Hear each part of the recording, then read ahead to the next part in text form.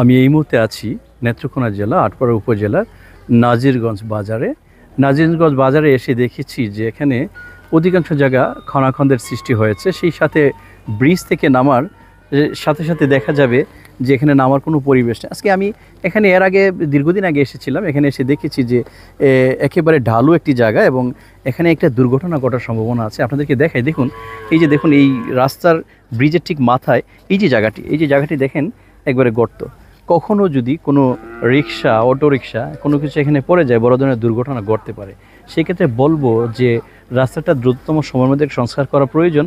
এই নাজিরগঞ্জ বাজারে, বিশেষ করে বাজার রাস্তাটা তো অত্যন্ত খারাপ এবং বিভিন্ন জায়গায় ভাঙনের সৃষ্টি হয়েছে, খানাখন্দের সৃষ্টি হয়েছে এবং সেই ক্ষেত্রে এই যে জায়গাটা ঢালু যে নামার জায়গাটাও সংস্কার করা উচিত এবং এটা এমন একটা পর্যায়ে রাখা উচিত যেখানে মানুষের সুন্দর চলাচল করতে। এখানে একজন স্থানীয় ব্যক্তি আছে, আমি আপনার সঙ্গে কথা বলতে চাই। এই যে রাস্তাটা কতদিন যাবত এই অবস্থায় আছে?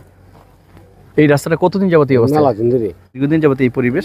এখানে এই যে খনাখন্দের সৃষ্টি হয়েছে, সেই সাথে বাজারের ঠিক সামনে এখানে নামার সাথে সাথে যে অবস্থাটা, এখানে বড় ধরনের দুর্ঘটনা হওয়ার আশঙ্কা আছে। সুতরাং বলবো যে কর্তৃপক্ষ এই ব্যাপারে অবশ্যই যত্নশীল হবেন। আমি একটি বিষয়ে কথা আপনাদেরকে জানাতে চাই। গত জেলার ইঞ্জিনিয়ার মহোদয়ের সঙ্গে কথা বলেছি, তিনি আমাকে জানিয়েছেন যে এই নাজিরগঞ্জ বাজারটি বিভিন্ন জায়গায় ভাঙনের সৃষ্টি হয়েছে, খনাখন্দের সৃষ্টি হয়েছে এবং উনি আশ্বস্ত করেছেন যে দ্রুততম সময়ের মধ্যে সেই কাজটা উনি হাতে